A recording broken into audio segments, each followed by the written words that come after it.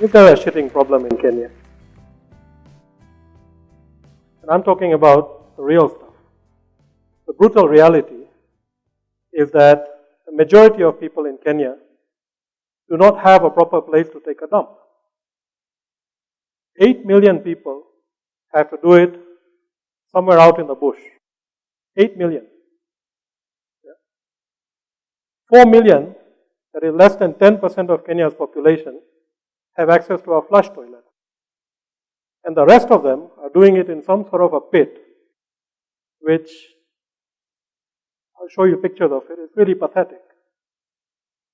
The problem with shitting out in the open is that it causes cholera, typhoid, hepatitis, diarrhea, worm infestation, reduced physical growth, impaired cognitive function, undernutrition. Another terrible reality is that because of lack of proper sanitation, a proper place to actually go, teenage girls actually end up leaving school when they start menstruating,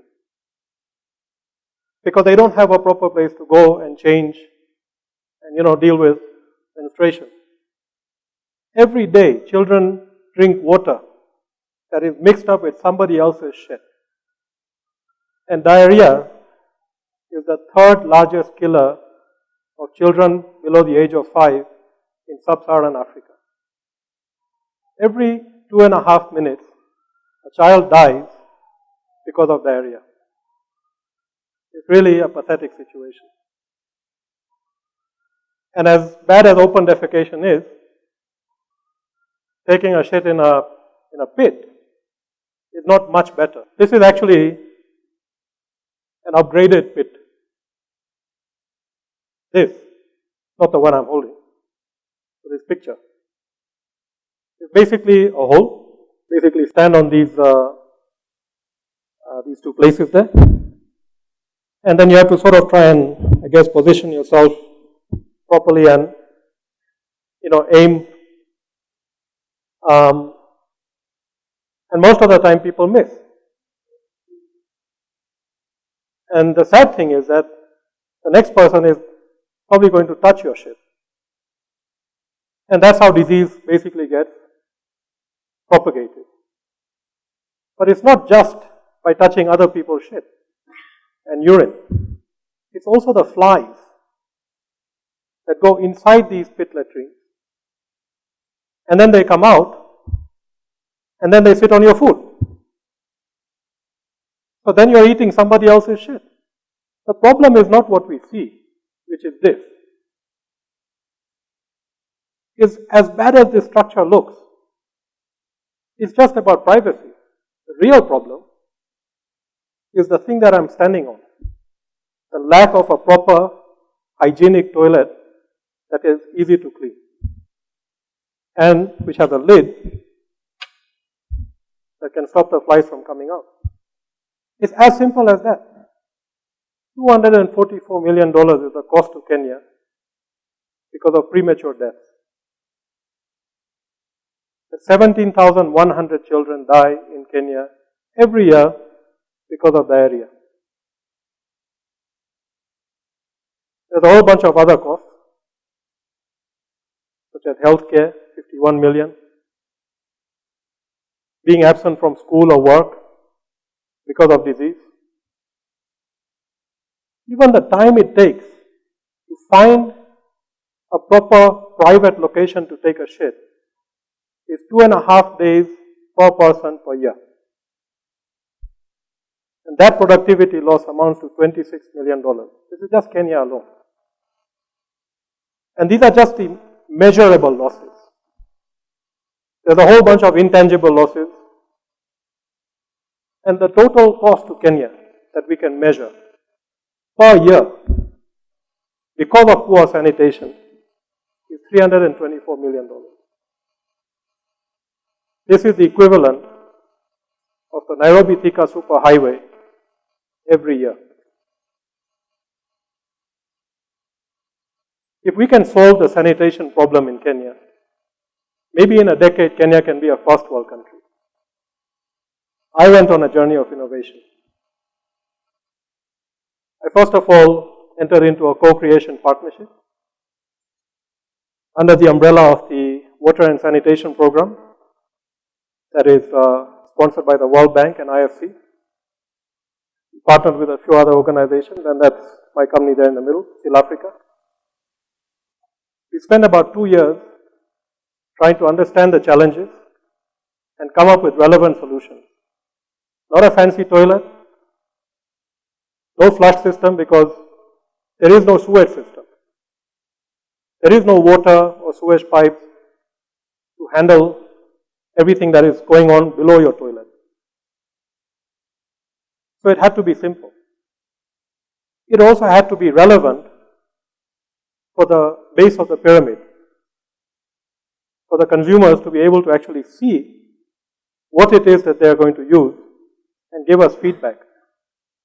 So we developed a lot of prototypes, and this is an example of a 3D printed prototype that we do as part of our product development process.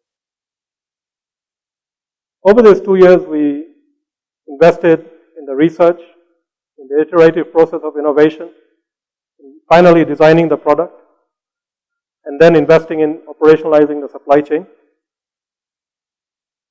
And next month, we're going to be part of a national awareness campaign around behavior change so that people realize how bad this problem is to an individual and to the entire nation.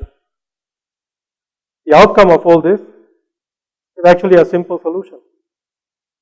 It's a toilet slab that costs somewhere between $20 to $30 depending on the size.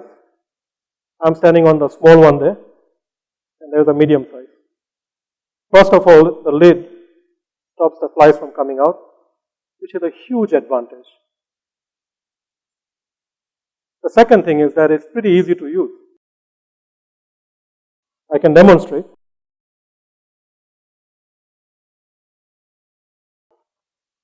I don't even have to touch the lid. The surface of this toilet is pretty easy to clean. And the installation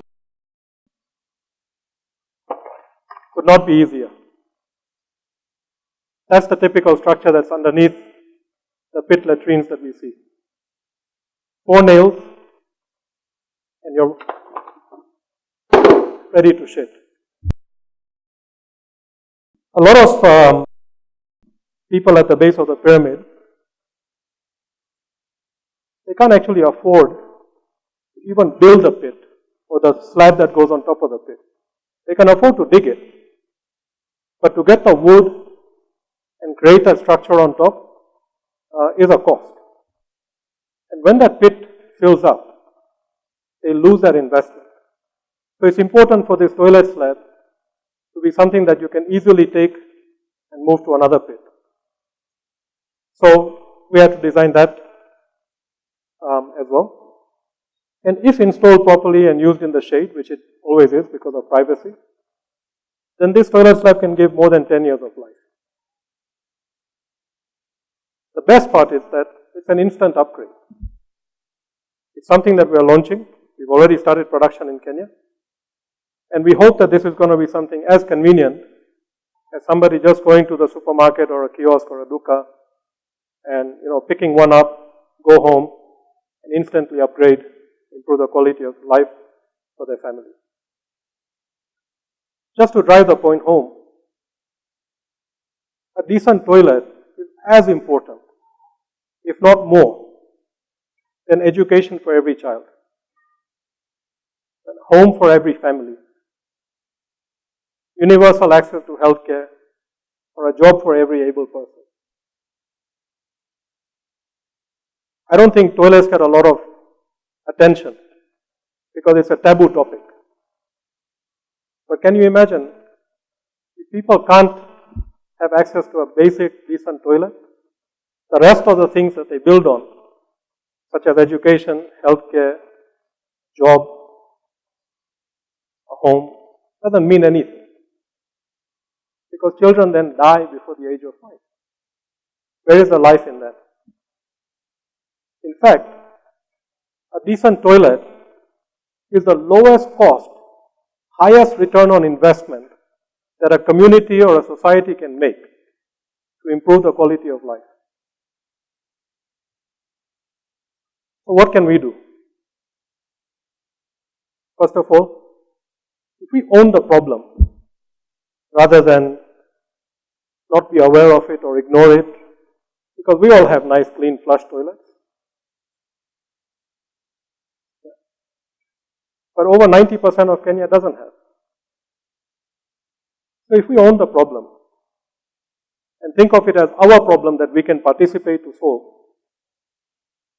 and then we encourage people in our community, our employees, anybody that we can touch a positive impact on their life, and enable them. We're not talking about giving away free toilets, because there has to be a sense of pride in what you own and take care of it.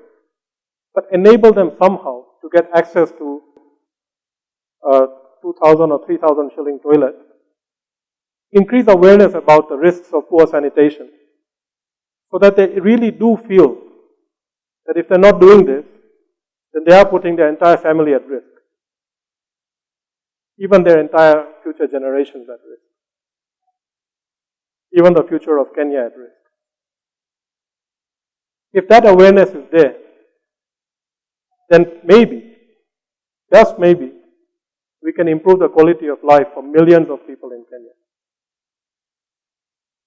I want to end with this message. Let's get 1 million toilets out there every year. We roughly need about 6 to 7 million toilets in Kenya. It will still take 6 to 7 years to solve this problem. And that's way before the 2030 Millennium Development Goal of making open defecation zero. And it's not a huge challenge. For me to produce 1 million toilets a year is not a big challenge. The issue is only around the awareness, encouraging, and enabling people to make this shift. And finally, let's make every toilet count. If we can do this, then we can move Kenya forward. Thank you.